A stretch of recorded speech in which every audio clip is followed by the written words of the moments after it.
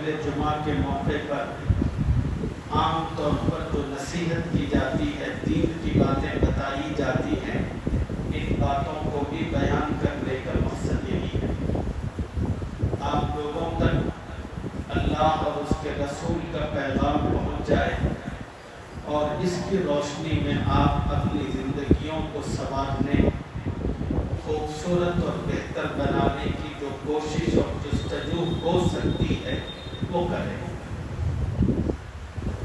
تو میں عرض کر رہا تھا کہ اس آیت میں اللہ نے اپنے محبوب کو مخاطب فرما کر کہا کہ اے نبی نصیحت کریں، تو نبی علیہ السلام اس کی روشنی میں نصیحت کرتے تھے۔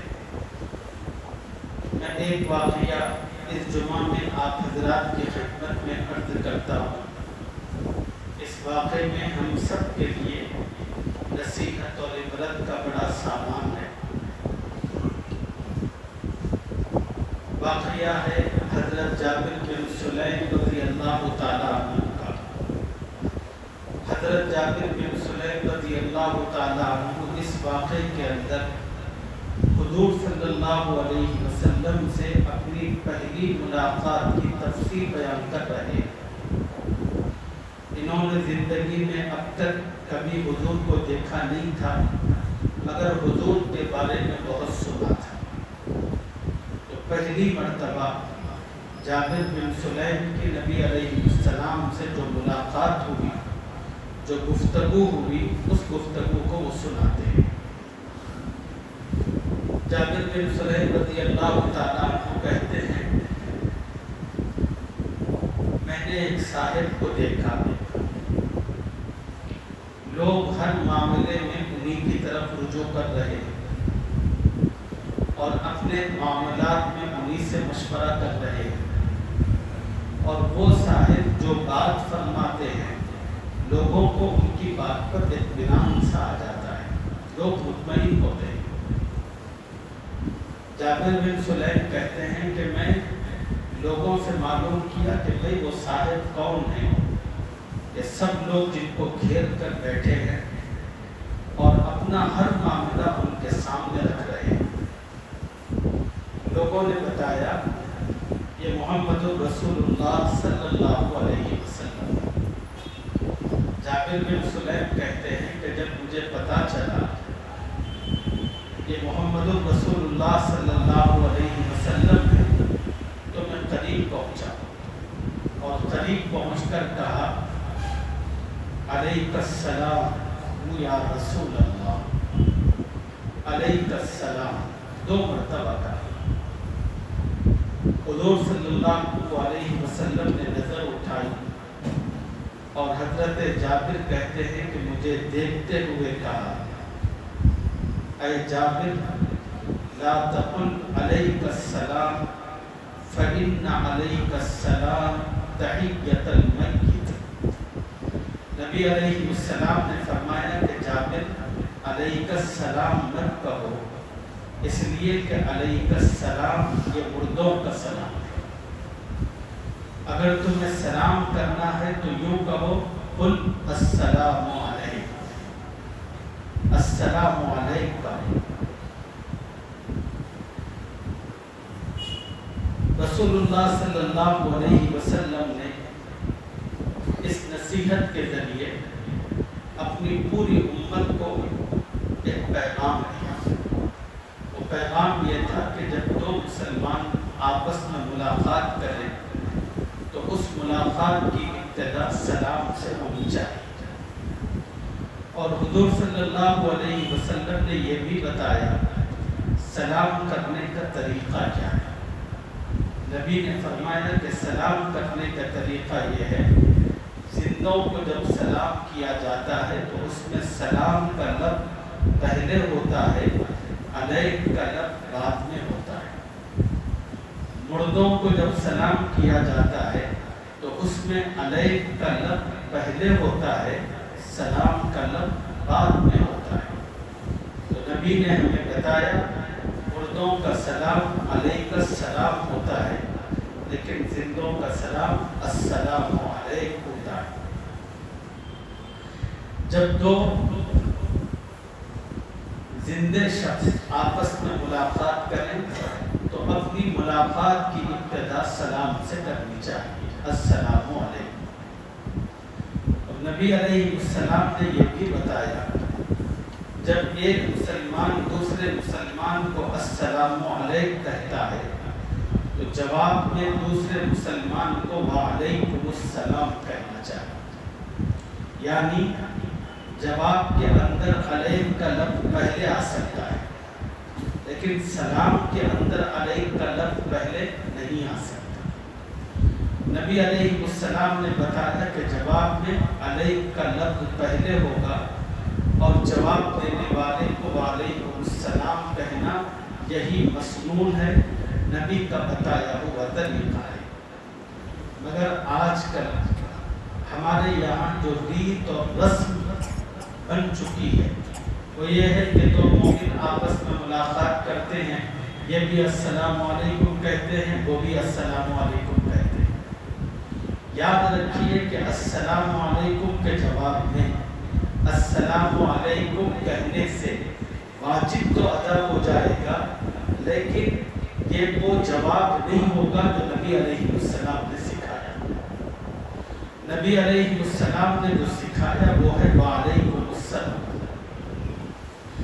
اگر دو مسلمان آپس میں ملاقات کریں اور ہر مسلمان نے دوسرے مسلمان کو دیکھ کر اس بات کو چاہا اور پسند کیا کہ میں سلام کروں اور وہ سامنے والا بھی یہ پسند کر رہا ہے کہ میں سلام کروں، اس کے نتیجے میں دونوں کی زبان سے ایک ہی وقت السلام علیکم کے الفاظ نکل گئے تو علماء نے لکھا ہے کہ اب دونوں پر واجب ہے وعلیکم السلام کہنا، اس لیے کہ انہوں نے بھی آپ کو سلامتی کی دعا دی، انہوں نے بھی آپ کو سلامتی کی دعا دی، لیکن اب آپ پر بھی واجب ہے کہ ان کی خیر خواہی کے اندر وہی دعا ان کو لوٹائے، تو اسی لیے وعلیکم السلام کہنا ہر ایک پر واجب ہے۔ تو خیر حضرت جابر بن سلیم کہتے ہیں رسول اللہ صلی اللہ علیہ وسلم نے مجھے سلام کرنے کا طریقہ سکھایا، پھر میں قریب بیٹھ گیا اور بیٹھ کر پوچھا کیا آپ اللہ کے رسول ہیں؟ جابر بن سلیم کہتے ہیں کہ جو ہی میں نے یہ سوال کیا حضور صلی اللہ علیہ وسلم نے فرمایا کہ جابر ہاں میں اس اللہ کا رسول ہوں، اگر تم پر کوئی مصیبت اور تکلیف آ پہنچے تو اس مصیبت اور تکلیف کو دور کرنے کے لیے تم جس خدا کو پکارتے ہو میں اس اللہ کا رسول ہوں۔ مکے کے مشرکین کی یہ عادت تھی، یوں تو خالی وقت میں مختلف بتوں کی پوجا پرستش کرتے تھے، ان کو نذر و نیاز پیش کرتے تھے، لیکن ان مشرکین پر زندگی میں کوئی مصیبت پڑتی، ان مشرکین کو کوئی تکلیف آتی تو یہ مشرک اپنے تمام بتوں کو بھول جاتے، خدا کو یاد کرتے، کہتے کہ اے اللہ ہم جانتے ہیں کہ تو ہی خدا ہے، تیرے سوا کوئی نہیں ہے، اے اللہ تو ہی ہمیں اس مصیبت سے بچا سکتا ہے۔ تو چنانچہ رسول اللہ صلی اللہ علیہ وسلم نے حضرت جابر بن سلیم کو یہ اشارہ کیا کہ اے جابر میں کسی جھوٹے خدا کا رسول نہیں، اس سچے خدا کا بھیجا ہوا رسول ہوں جس کو تم اپنی مصیبتوں میں پکارتے ہو۔ پھر نبی صلی اللہ علیہ وسلم نے فرمایا کہ جابر میں اس اللہ کا رسول ہوں کہ اگر تمہاری اونٹنی جنگل میں کھو جائے، جس اونٹنی پر تمہاری اپنی زندگی کا سارا ساز و سامان موجود تھا، کھانا بھی تھا، پانی بھی تھا، سب کچھ تھا، اور وہ اونٹنی گم ہو جائے اور تم اس مصیبت کے وقت اس اللہ کو پکارو، اے اللہ میری اونٹنی گم ہو چکی ہے جس پر میری پوری زندگی کی پونجی اور ساز و سامان رکھا ہوا ہے، اے اللہ اگر مجھے وہ اونٹنی نہیں ملی تو میں سسک کر ایڑیاں رگڑ کر جان دے دوں گا، اے اللہ مجھے وہ اونٹنی ملا دے، تو وہ اللہ تمہاری اونٹنی ملا دے گا۔ جابر میں اس اللہ کا رسول۔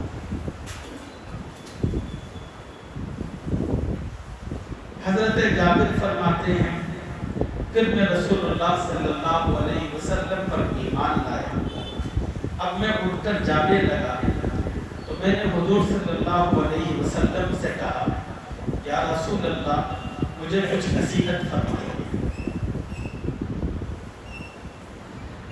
علماء نے یہیں سے یہ نقطہ بیان فرمایا ہے، دنیا کی زندگی میں آپ لوگوں کو کبھی کسی عالم دین کے پاس جانے کا موقع ہو، بالخصوص ایسے آدمی کے پاس جس کو اللہ نے دین کی اس سمجھ بوجھ عطا کر رکھی، جب آپ کو خدا ان کے پاس جانے کا موقع دے اور جب آپ وہاں سے واپس ہونے لگے تو آپ کو بھی نصیحت طلب کرنی چاہیے، جیسے حضرت جابر بن سلیم نے حضور صلی اللہ علیہ وسلم سے نصیحت طلب کی، اس لیے کہ بعض اوقات نصیحت کے کلمات اور نصیحت کا جملہ اس طریقے پر سامنے والے کی زبان سے نکلتا ہے، وہ فوراً دل پر اثر کرتا ہے اور دل کی دنیا اور کایا ہی پلٹ جاتی ہے۔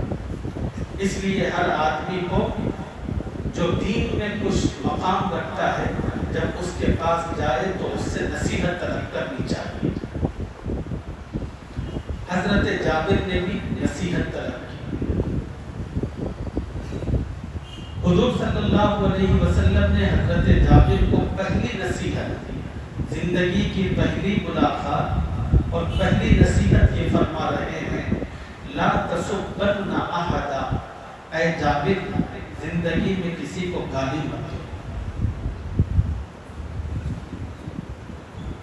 جابر زندگی میں کسی کو گالی مت دو، جابر زندگی میں کسی کو برا بھلا مت کرو، جابر اپنی زبان سے کسی مسلمان کے لیے ایسا لفظ مت نکالو جس سے کسی مسلمان کا دل ٹکڑے، جس سے کسی مسلمان کو ٹھیس، اذیت اور تکلیف پہنچے۔ آپ اندازہ کریں حضور صلی اللہ علیہ وسلم کے نزدیک کسی مسلمان کے دل کو ٹھیس پہنچانا کتنی سخت بات تھی۔ اللہ کے نبی پہلی ملاقات میں پہلی نصیحت فرما رہے ہیں، لا تسبن احدا، کسی کو گالی مت دو۔ نبی علیہ السلام کبھی پسند ہی نہیں کرتے تھے کوئی شخص کسی کو گالی دے، مسلمان تو بہت دور کی بات ہے، نبی اس کو بھی پسند نہیں کرتے تھے کہ کسی کافر اور جانور کو گالی دی جائے، نبی اس کو بھی پسند نہیں کرتے تھے۔ ایک مرتبہ کا واقعہ ہے، حضرت ابو بکر رضی اللہ عنہ جو اس امت میں سب سے افضل ترین شخص ہے، نبی علیہ السلام جن پر فدا تھے، اور نبی نے خود فرمایا مجھ محمد کا یہ یقین ہے کہ میرے صحابہ میں ابو بکر سے بڑھ کر کوئی نہیں ہے۔ جس ابو بکر کے پیچھے نبی صلی اللہ علیہ وسلم نے نماز پڑھی، اس ابو بکر کی عظمتوں اور رفعتوں کا اندازہ کیجیے۔ نبی علیہ السلام فرماتے ہیں، حضرت ابو بکر کے بارے میں آتا ہے کہ ایک مرتبہ ان کے پاس غلام تھا، کچھ کام کر رہا تھا، اس نے کچھ کام میں گڑبڑی کر دی، تو اس کے نتیجے میں حضرت ابو بکر کو غصہ آیا، غصہ آ کر انہوں نے گالی دی۔ حضور صلی اللہ علیہ وسلم کو معلوم ہو گیا کہ ابو بکر نے گالی دی ہے، تو حضور صلی اللہ علیہ وسلم نے فوراً فرمایا، لعانین والصدیقین کلا ورب الکعبہ، ایک آدمی لعنت بھی کرے، گالیاں بھی دے اور صدیق بھی ہو، رب کعبہ کی قسم یہ نہیں ہو سکتا، گالی دینے والا صدیق نہیں ہو سکتا اور صدیق گالی نہیں دے سکتا۔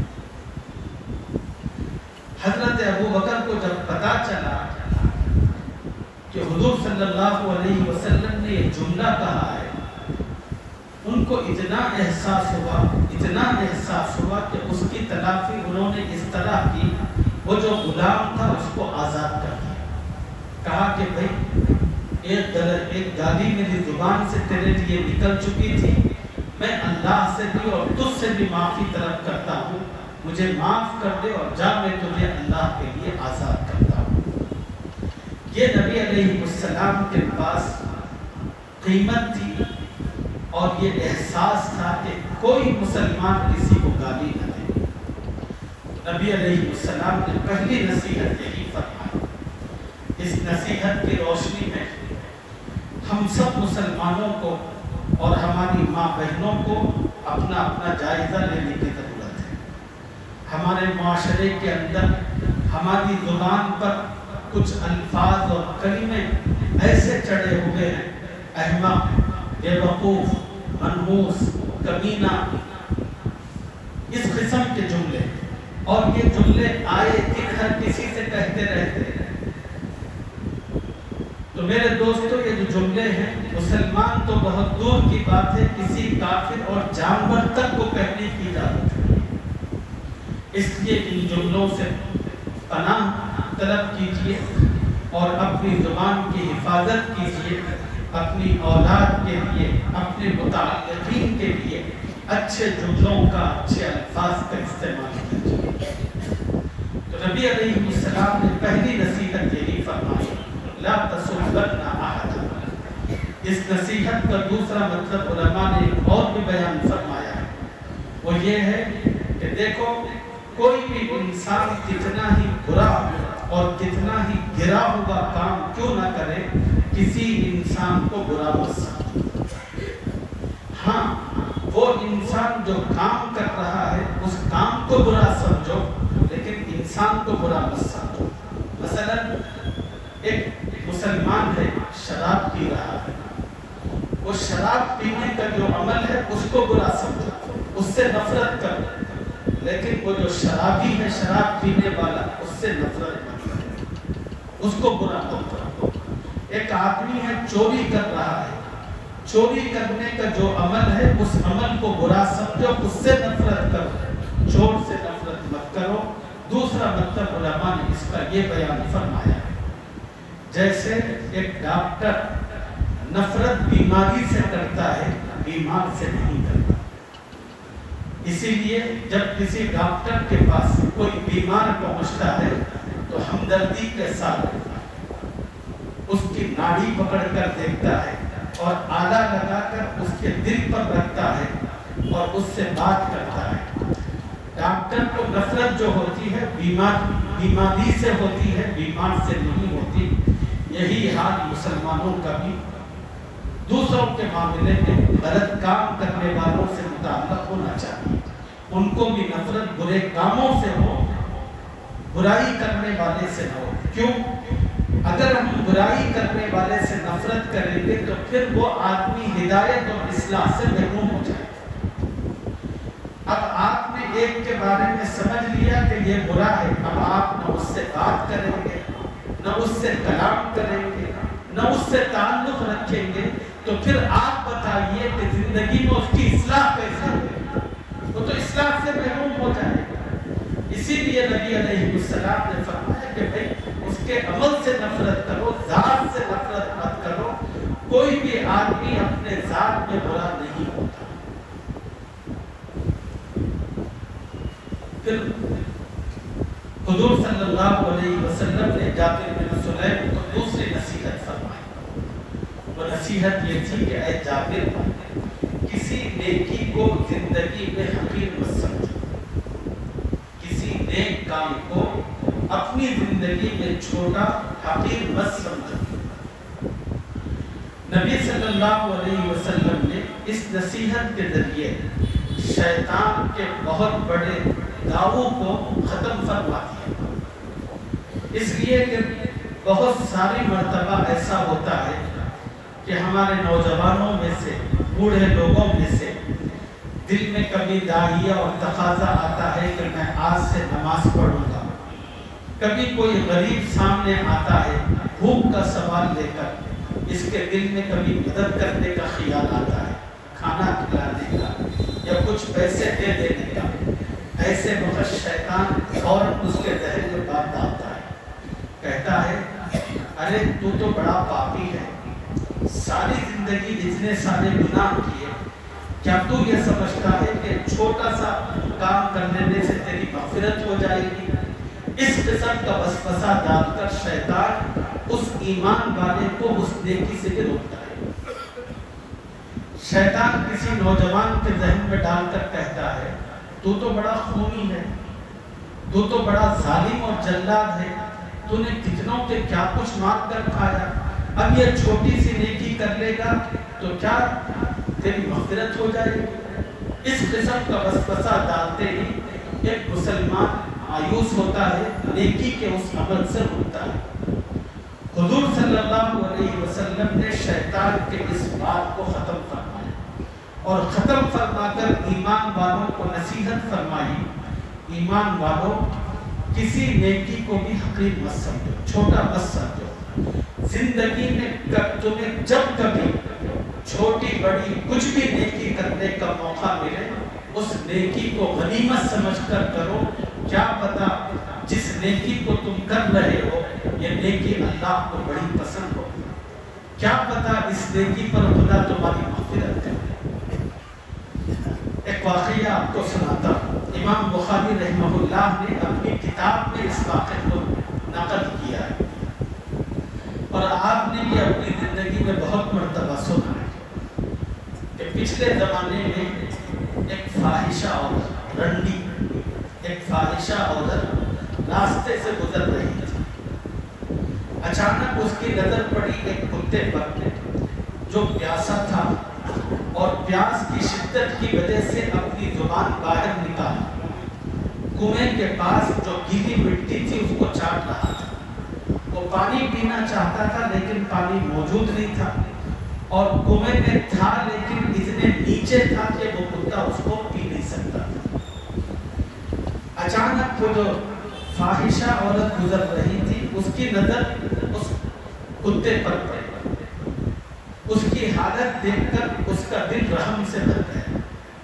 اس عورت نے سوچا کہ یہ بھی اللہ کی ایک مخلوق ہے، اس کو پیاس لگی ہے، پانی چاہیے، چنانچہ اس کی ضرورت کو میں پورا کرتی ہوں۔ یہ سمجھ کر آئی تو دیکھا کہ کنویں میں پانی تھا لیکن ڈول نہیں تھا۔ اس نے اپنے پیر پر ایک موزہ نکالا اور کسی نہ کسی طرح باولی کے اندر اس کو ڈال کر اس پہ پانی بھرا اور کتے کے سامنے رکھ دیا۔ کتے نے پانی پیا۔ اللہ کو اس فاحشہ عورت کا وہ عمل اتنا پسند آیا، خدا نے وقت کے پیغمبر پر وحی نازل فرمائی، جاؤ جا کر اس سے کہو کہ میں اللہ نے اس کی پچھلی پوری زندگی پر معافی کا طلب کر دیا، اس سے کہو کہ اثر نو اپنی زندگی کا آغاز کرے۔ اب آپ سوچئے وہ عورت اگر یہ سوچتی کہ میں تو رنڈی ہوں، ہر رات اپنا جسم بیچتی ہوں، اگر میں اس کتے کو پانی پلا دوں تو کیا ہوگا؟ کچھ نہیں ہوگا۔ اگر وہ یہ سوچ کر چلی جاتی تو وہ ساری زندگی ایسی ہی رہی۔ ایک عمل چھوٹا تھا لیکن اس کے دل میں خدا نے خیال ڈالا، اس نے اس عمل کو کیا، لیکن وہ عمل اللہ کے نزدیک اتنی مقبولیت اور پسندیدہ تھا کہ اللہ نے اس پر اس کی مغفرت فرمائی۔ اسی لیے رسول اللہ صلی اللہ علیہ وسلم نے اپنی امت کو نصیحت فرمائی کہ کبھی کسی عمل کو چھوٹا اور حقیر مت سمجھو، جب جس عمل کی کرنے کی تمہیں توفیق مل جائے غنیمت اور سعادت سمجھ کر اس عمل کو کرو، کیا پتا اس عمل کے نتیجے میں اللہ تمہاری مغفرت فرمائے۔ ہارون رشید کی بیوی تھی زبیدہ، اس نے اپنی زندگی میں بہت سے اچھے کام کیے تھے اور جب اس کا انتقال ہوا، انتقال کے بعد اس زمانے کے کسی اللہ کے ولی نے اس کو جنت کے باغوں میں دیکھا۔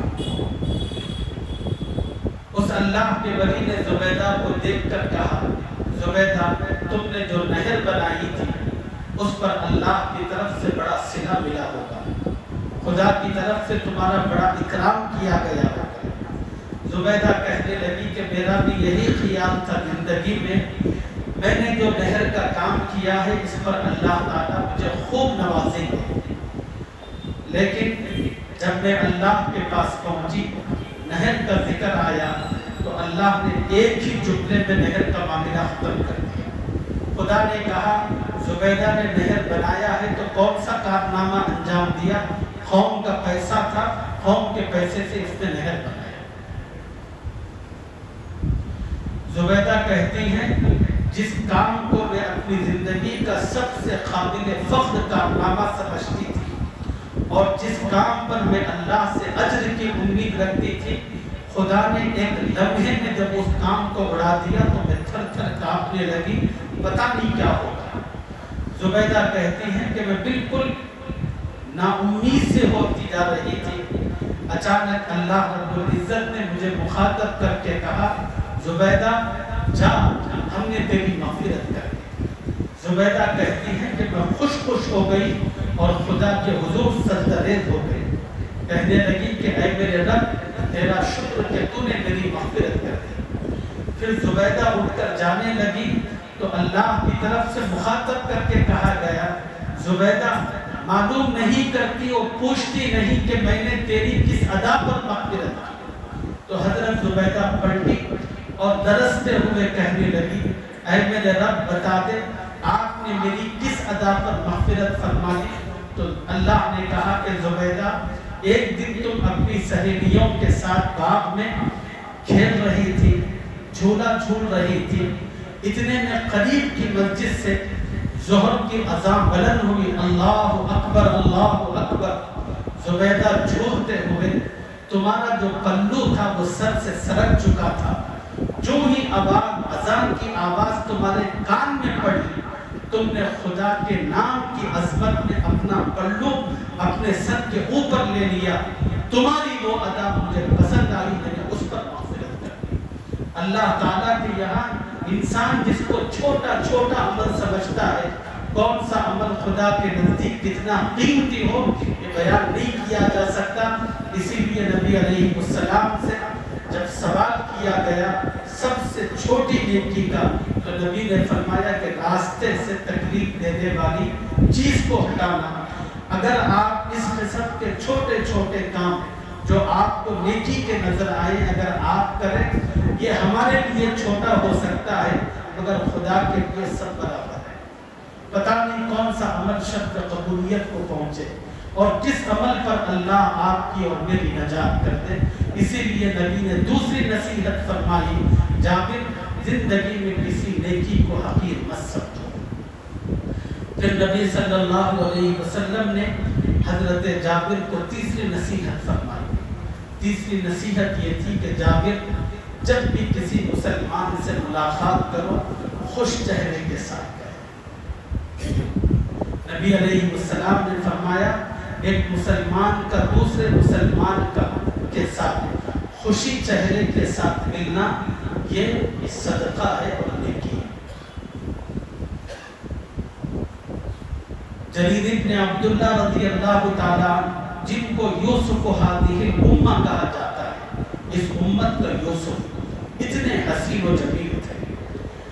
حضرت جریر ابن عبداللہ کہتے ہیں جب کبھی رسول اللہ صلی اللہ علیہ وسلم کی نظر مجھ پر پڑتی مجھے یاد نہیں کہ نبی نے کبھی مسکرایا تھا۔ ہمیشہ آقا جب بھی مجھے دیکھتے مسکراتے ہوئے دیکھتے، اور نبی علیہ السلام کی یہ سنت ہے۔ لوگوں نے آج کل پتہ نہیں کیا کچھ سمجھ رکھا ہے کم علمی کی وجہ سے۔ لوگوں کے ذہنوں میں یہ ہے کہ جب آدمی دیندار ہوتا ہے تو اس کے چہرے پر ایک عجیب قسم کی رعونت ہونی چاہیے، خشک مزاجی ہونی چاہیے، چہرے پر خشک پر نہیں۔ یہ دین نہیں ہے، یہ نبی کی سنت اور طریقہ نہیں ہے۔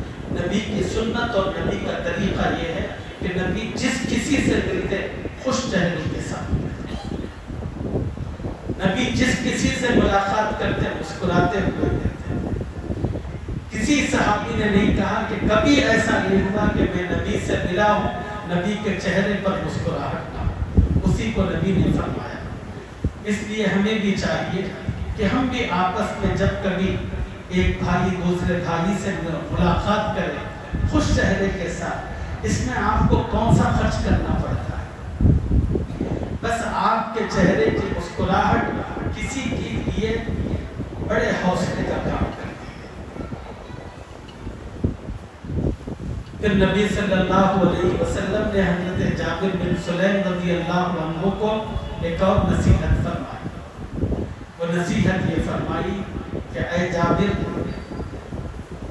اپنا پاجامہ اپنی لنگی ہمیشہ ٹخنوں سے اوپر رکھنا، ٹخنوں سے نیچے مت رکھنا۔ اپنا پاجامہ اپنی لنگی ٹخنوں سے نیچے رکھنا یہ تکبر کا حصہ ہے اور تکبر کی علامت ہے۔ یہ نبی علیہ السلام کی مختصر سی نصیحتیں تھیں جو ذہن میں آئی تو آپ کی خدمت میں عرض کر دی۔ یہ چھوٹی چھوٹی بڑی اہم نصیحتیں ہیں، اللہ ان نصیحتوں کو یاد رکھنے کی اور اس کے مطابق ہم سب کو اپنا عمل بنانے اور اپنی زندگی بہتر کرنے کی توفیق عطا فرمائے، آمین یا رب العالمین۔ ایک اہم اعلان ہے